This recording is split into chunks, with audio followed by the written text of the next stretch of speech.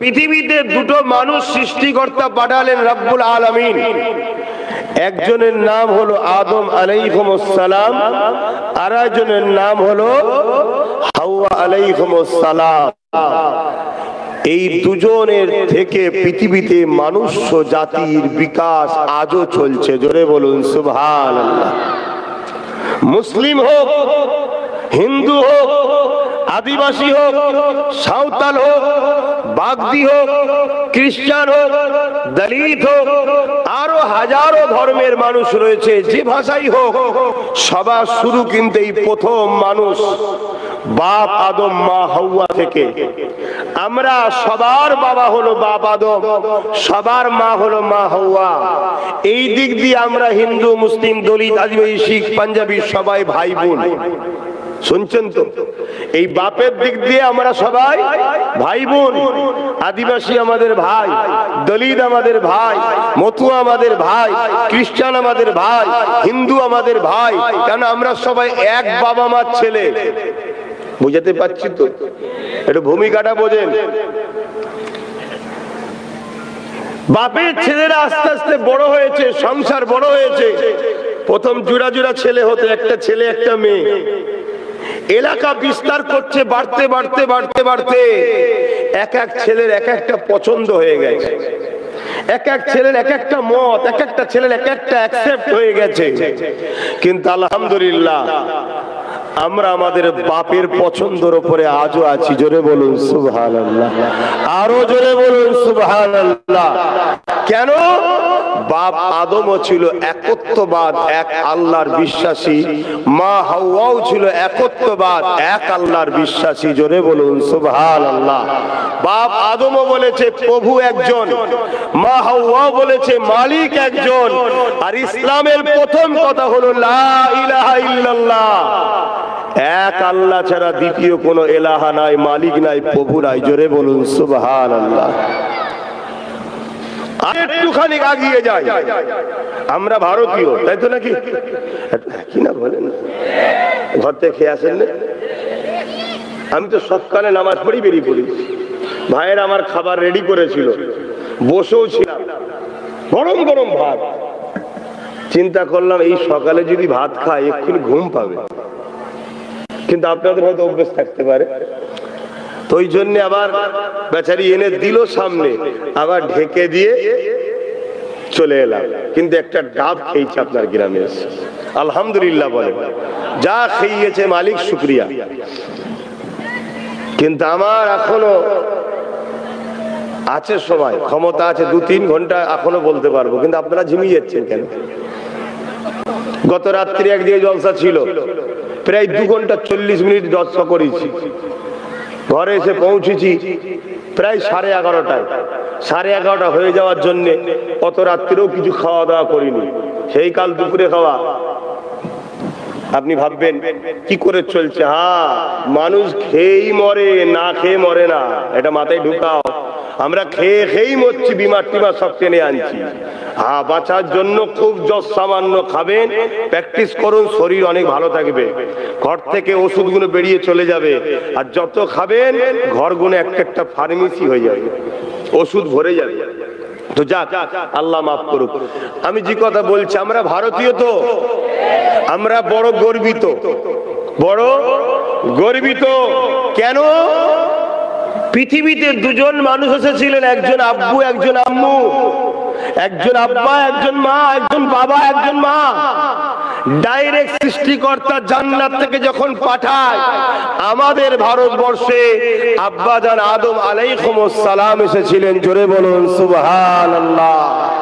সারে জাহাঁ সে আচ্ছা, বলুন বলুন, सारे जहां से अच्छा हिंदुस्तान हमारा। क्यों सारे जहां से अच्छा हिंदुस्तान? इसीलिए सारे जहां से अच्छा डायरेक्ट जन्नत के साथ हिंदुस्तान की तवल्लुक है, रिश्ता है। बोलिए सुभान अल्लाह।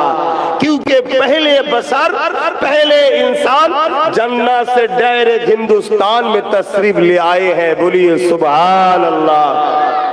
আমরা সেই ভারতীয়, গর্বিত নাকি? হ্যাঁ, দেশকে ভালোবাসবেন। এখানে একটা পয়েন্ট বলে গেলাম, দেশকে ভালোবাসবেন। কোন মুসলিম দাবিদার যদি বলে আপনি ধর্মসভায় এসে দেশের কথা বলছেন কেন, ওই মুসলমানটা হলো 2 নম্বর ইসলামের মুসলমান, নবীর ইসলামের নয়। কেন? আমার নবী নিজের মাতৃভূমির জন্য চোখের পানি ফেলে কেঁদেছে। তা নবী যেটা করেছে ওটা আমাদের জন্য সুন্নাত।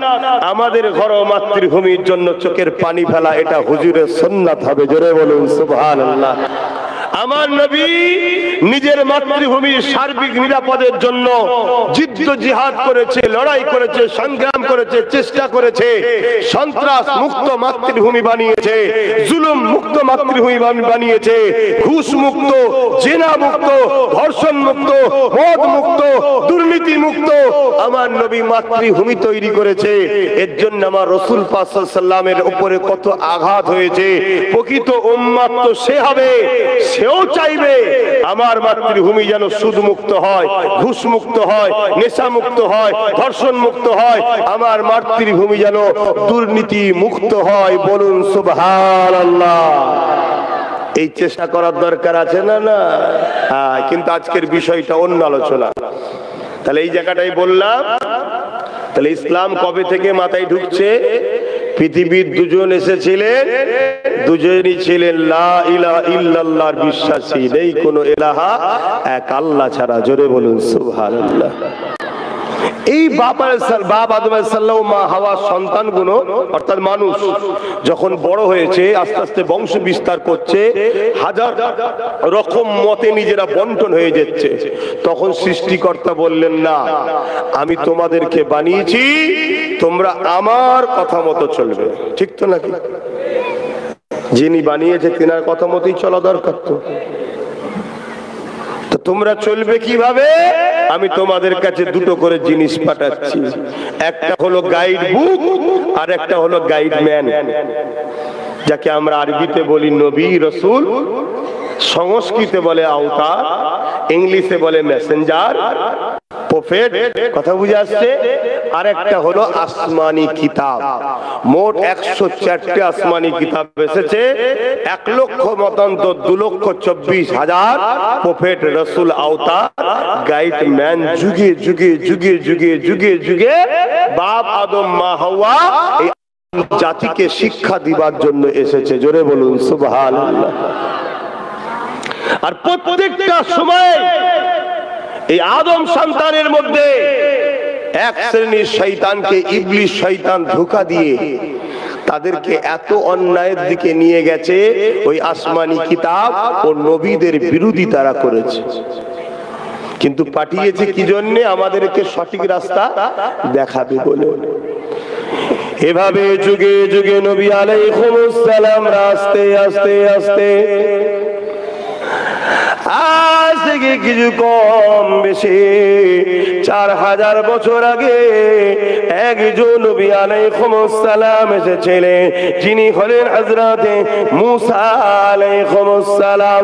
হযরতে মূসা আলাইহিস সালাম কখন আসলেন? এই পৃথিবীর জমিনের মানুষগুলো যখন এক আল্লাহর দাসত্ব ভুলে গিয়ে দুনিয়ার জমিনে অন্যায়ের মধ্যে, ফিতনার মধ্যে, ফাসাদের মধ্যে, নিজেদের মধ্যে খুন খারাপির মধ্যে জড়িয়ে গেল, এবং তৎকালীন সময় এক জালিম অত্যাচারী শাসক ছিল যার নাম হলো ফেরাউন। সে যখন মানুষকে নিজেদের গোলাম বানাতে লাগলো, ওই সময় মানুষ জাতিকে সঠিক রাস্তা দেখাবার জন্য মহান সৃষ্টিকর্তা আল্লাহ মূসা নবীকে জমিনে পাঠিয়েছিলেন।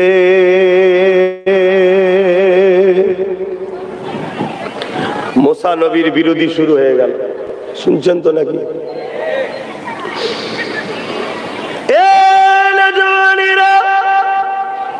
মূসা নবী দুনিয়া জমিনে আসবে, ওই সময়তে তৎকালীন যারা গণকার ছিল, ইসলামে গণকার করাকে হারাম বলেছে, এবং গণকারদের কাছে গেলে ঈমান চলে যাবে। শুনছেন তো নাকি? কিন্তু তারা জানিয়ে দিল, তারা দিকে লক্ষ্য করে তারা বলতে লাগলো, এ ফেরাউন আমাদের সর্দার, আমাদের সুলতান, আমাদের বাদশাহ একটা ছেলের আবির্ভাব হতে লেগেছে যে কিনা তোমার রাজত্ব খেয়ে মিটিয়ে দেবে। অর্থাৎ তুমি যে জুলুম করো সে জুলুমের বিরুদ্ধে হবে, তুমি যে নারীদের অসহযোগিতা নষ্ট করো সে নারীদের ইজ্জত বাঁচাবার জন্য আসবে, তুমি যে গরিবগুলোকে দাস দাসী বানাচ্ছ, রাখেল বানাচ্ছ, সে কিন্তু গরিবকে বাঁচাবার জন্য আসবে। তিনি সৃষ্টিকর্তার পক্ষ থেকে আসবে, আসমানি কিতাব নিয়ে আসবে। তাকে যদি রুখতে না পারো তোমার এই জুলুম খতম হয়ে যাবে। ফেরাউন মন্ত্রিসভা থেকে আলোচনায় বসে গেল কি করা যেতে পারে। ওই সময় তারা ঘোষণা করে দিল, প্রতিটা বাড়ির দরে দরে দুটো করে পুলিশ প্রশাসন মিলিটারি দাঁড় করিয়ে দাও। যখনই কোনো পুত্র সন্তান জন্ম হবে তাকে সঙ্গে সঙ্গে কতল করে দাও। অন্যায়কারী জালিম শাসক নিজের ক্ষমতাকে টিকাবার জন্য একদিনেতে ফেরাউন 12,000 শিশুকে, জন্মগত শিশু, নবজাত শিশুকে ফেরাউন তাদেরকে কতল হত্যা করেছিল শুধুমাত্র নিজের অন্যায়ের ক্ষমতাকে দখল করে রাখার জন্য। শুনছে? আজও ফেরাউন আছে না নাই? শুধু নামটা আলাদা হতে পারে, জার্সিটা আলাদা হতে পারে, এরকম খসলত আছে না নাই? গরিবকে লুটা, কৃষককে লুটা, এতিমকে লুটা, বিধবাকে লুটা, জুলুম করা, হক কথা বলতে গেলে কেসের ভয় দেখানো, এ আছে না না? এটা হলো আজকের ফেরাউন। ফেরাউন একটা আতঙ্কের নাম রে বাবা। মজলিসে কি আলোচনা করবে? মা বোনেরা আমার ওখানে কথা বলি, কি সমস্যা।